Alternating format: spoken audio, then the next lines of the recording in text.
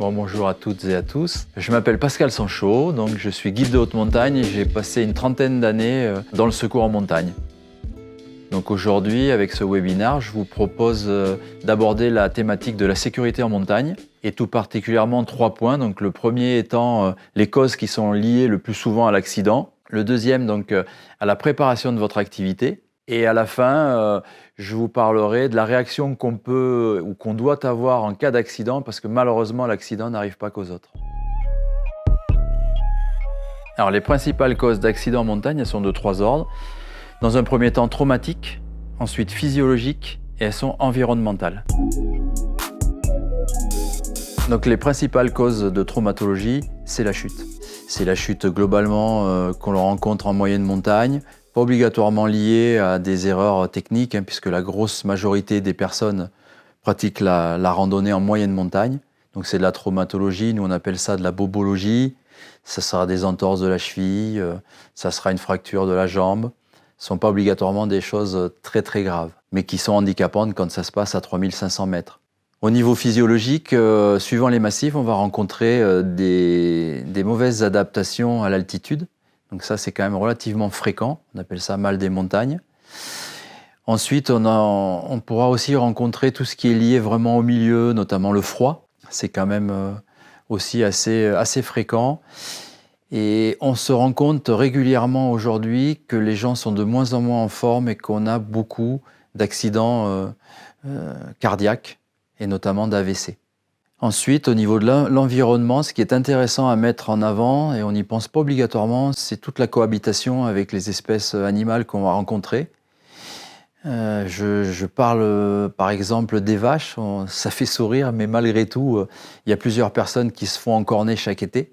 On peut parler de piqûres aussi dues aux reptiles et aux insectes également. Et donc, par rapport à tous ces facteurs que je mets en avant, il est vraiment important, quand on pratique ces activités, de s'y préparer. Et donc, on se prépare à l'activité, proprement dite. Ça peut être de l'escalade, ça peut être du ski de randonnée, ça peut être du canyon. Et on se prépare aussi au milieu.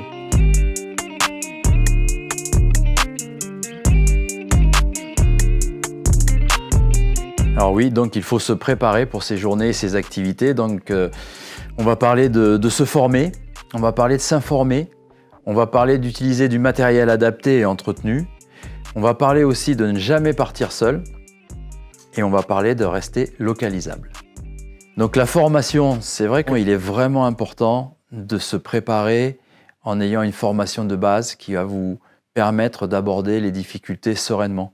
Donc là, on ne peut que vous conseiller de passer par des professionnels de la montagne, de faire des stages et d'avoir un bagage technique qui vous permettra de garder le maximum de marge dans votre activité.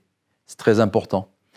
Ensuite, quand vous avez ce minimum technique, à chaque fois que vous envisagez une course en montagne ou un itinéraire, il faudra vous informer. Donc vous informer sur ce que vous avez envisagé.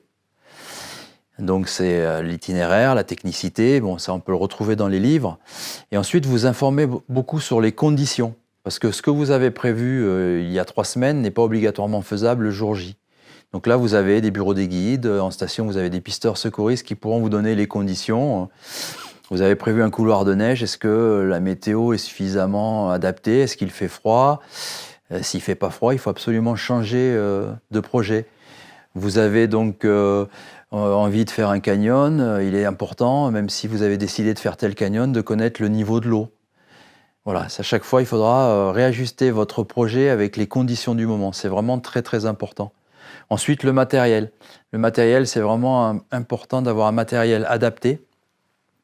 Et j'y rajouterai un matériel entretenu parce qu'une paire de crampons, ça s'achète, c'est neuf, c'est affûté.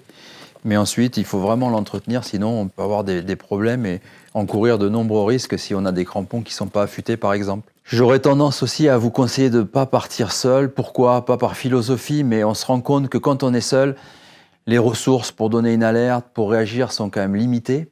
Et souvent, un incident qui se serait passé à plusieurs se transforme souvent par un accident. Donc c'est quelque chose qu'il faut vraiment intégrer.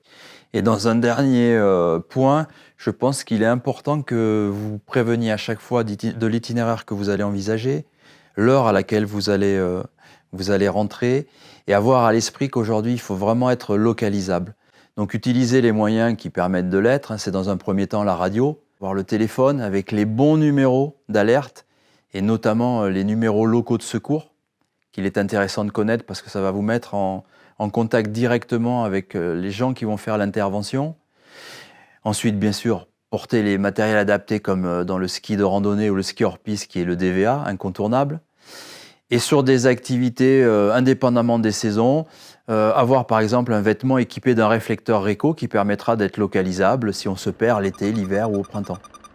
Et dans votre pratique, ça fait aussi partie de la formation, intégrer l'idée que l'accident n'arrive pas qu'aux autres et que même si vous n'êtes pas directement concerné, vous pouvez en être témoin et qu'à partir de là, psychologiquement, il faut vous y préparer pour bien réagir.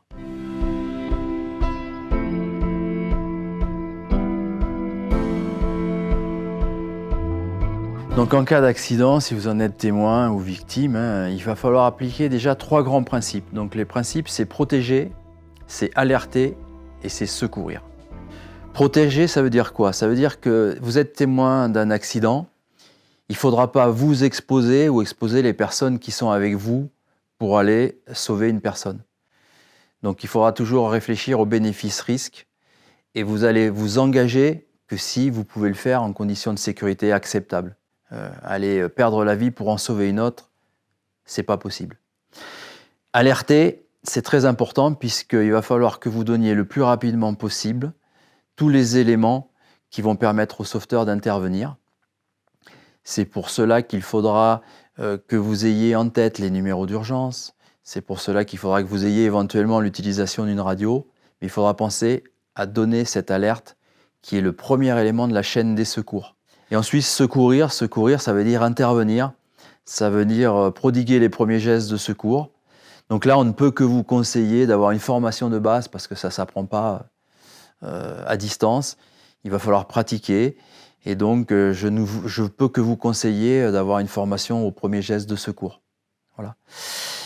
Et pour vous aider à bien réagir dans des situations qui sont liées souvent à l'urgence, avec beaucoup de stress, je vais vous proposer aujourd'hui une fiche d'alerte et qui va être quelque part pour vous un memento qui vous aidera à mieux intervenir si jamais un accident arrive.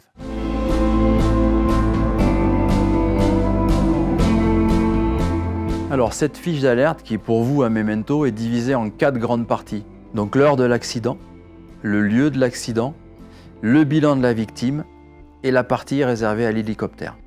Donc l'heure de l'accident, mais vous allez le noter parce que c'est quand même important de savoir, notamment pour l'avalanche, voir à quelle heure ça s'est passé. Vous allez noter le numéro de téléphone, c'est assez rapide. Dans un deuxième temps, et là il faudra être très précis, c'est le lieu de l'accident. Donc en montagne, ça va être un sommet, ça va être un versant avec une orientation précise, une altitude très très intéressante et le type de terrain que l'on rencontre. Tout ce qui va permettre à l'équipe de secours en intervention de gagner du temps. Ensuite, vous avez la grosse partie donc, qui concerne la victime, donc le bilan qui va être la conscience. Vous allez avoir aussi la respiration, il respire, il ne respire pas, donc vous allez cocher des cases. Et ensuite, les lésions que l'on peut éventuellement retrouver sur la personne. Vous avez une silhouette qui a été dessinée, il suffit d'entourer et de répondre aux questions que ne manqueront pas de vous poser les sauveteurs en montagne. Voilà, et la dernière partie, elle est liée à l'approche de l'hélicoptère, donc c'est pour renseigner le pilote. Visibilité notamment, est-ce qu'on y voit, est-ce qu'il y a du brouillard, est-ce qu'il y a du vent? Est-ce que vous avez un obstacle particulier à côté de la victime, notamment un câble qui est très dangereux? Et ensuite, je vous fais un petit rappel sur les gestes à effectuer lorsque vous voyez l'hélicoptère en approche, les gestes donc internationaux qui est le yes et le no. Le yes, c'est je demande du secours, je suis debout et j'écarte les bras en Y.